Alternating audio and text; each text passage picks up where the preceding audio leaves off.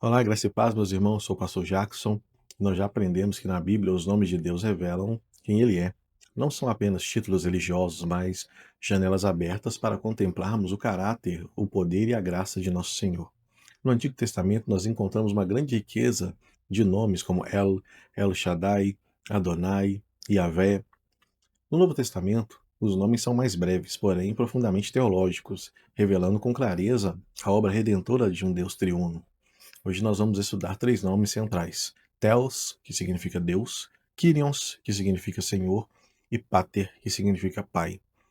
Prepare o coração, porque esses nomes nos conduzem ao centro do Evangelho, a redenção realizada pelo Deus soberano, gracioso e triuno. Primeiro, o nome Theos, que significa Deus. Em João, capítulo 1, versículo 1 diz: No princípio era o Verbo, e o Verbo estava com Deus, e o Verbo era Deus. A palavra Theos é o termo grego mais comum para Deus no Novo Testamento.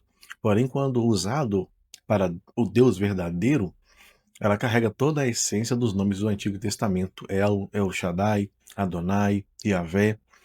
O nome Theos aponta para o Deus soberano, poderoso, redentor e absoluto.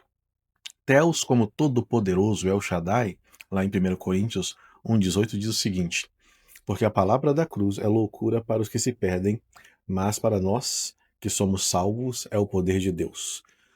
Deus revela o seu poder supremo, principalmente na salvação.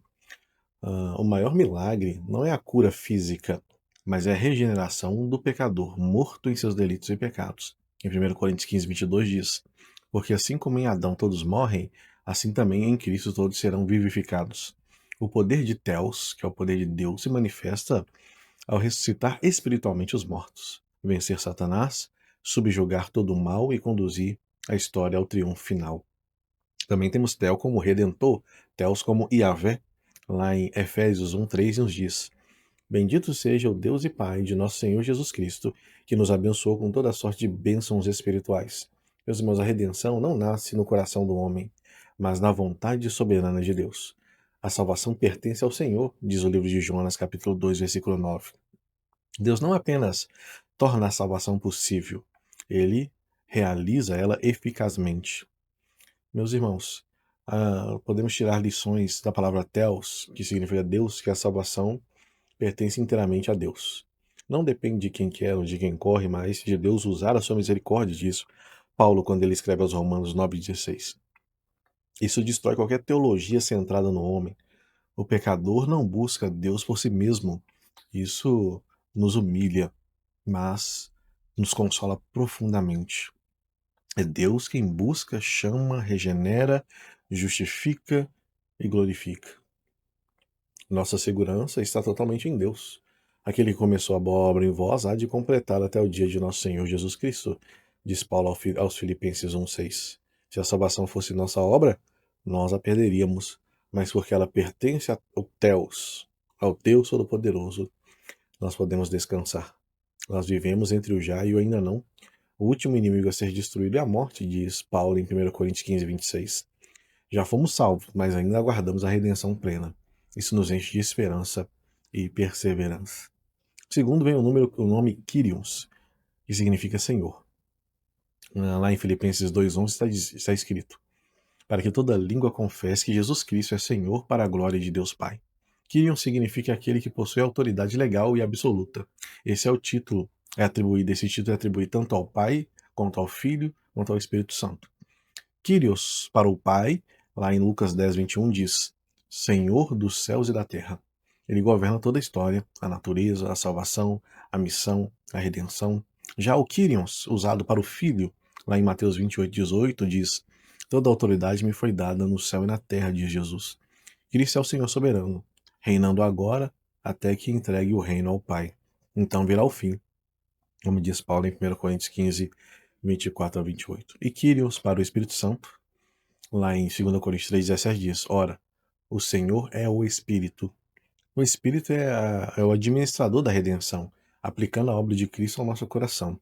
Então, meus irmãos, lições que nós podemos tirar da palavra Cristo, Senhor: Deus é Senhor, nós somos seus servos. Gálatas 2:20 diz: Já não sois vós quem viveis, mas Cristo vive em vós. Não vivemos mais para a nossa própria vontade, mas para a glória do Senhor. O Senhor, ele vence todo o mal. Lá em Romanos 8,18 diz: os sofrimentos do tempo presente não podem ser comparados com a glória por vir. O mal não triunfará, Satanás será derrotado, Cristo reinará visivelmente. Então nós devemos uma obediência. Obediência não é opção. Obediência é uma resposta de gratidão. Lá em Lucas 6,46 nos diz: por que me chamais Senhor, Senhor, Kyrios, Kyrios, e não fazeis o que eu vos mando, né?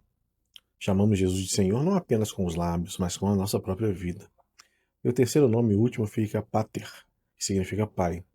Lá em 1 João 3,1 diz: vede que grande amor nos tem concedido o Pai, a ponto de sermos chamados filhos de Deus.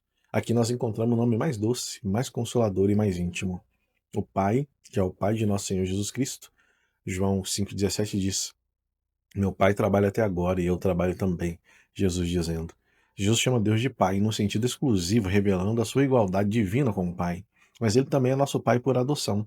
Lá em Romanos 8,15, porque recebeste o Espírito de adoção pelo qual clamamos, Abba, Pai. Não somos filhos por natureza, mas por graça, mediante a obra redentora de nosso Senhor Jesus Cristo. Estamos trazendo aplicações do nome Pater. Nós vivemos como filhos amados, não como escravos.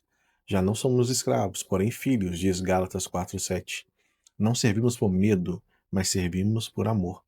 Por amor de um grande Pai que nos ama.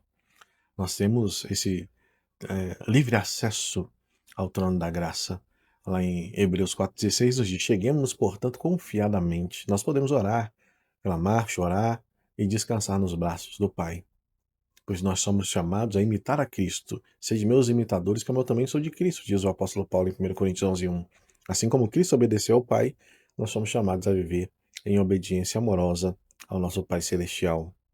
Concluindo, meus irmãos, Teos nos ensina a confiar na soberania redentora de Deus. Kyrios nos chama à obediência humilde e Pater nos convida a descansar no amor paternal. Esse é o Deus que nós adoramos, o Deus Todo-Poderoso, soberano, Senhor absoluto e um Pai amoroso. Romanos 11,36 nos diz: porque dele, por meio dele e para ele são todas as coisas. A ele, pois, a glória eternamente. Amém. Ficamos por aqui. Deus abençoe a sua vida. Nós terminamos aí esse último vídeo depois dessa trilogia.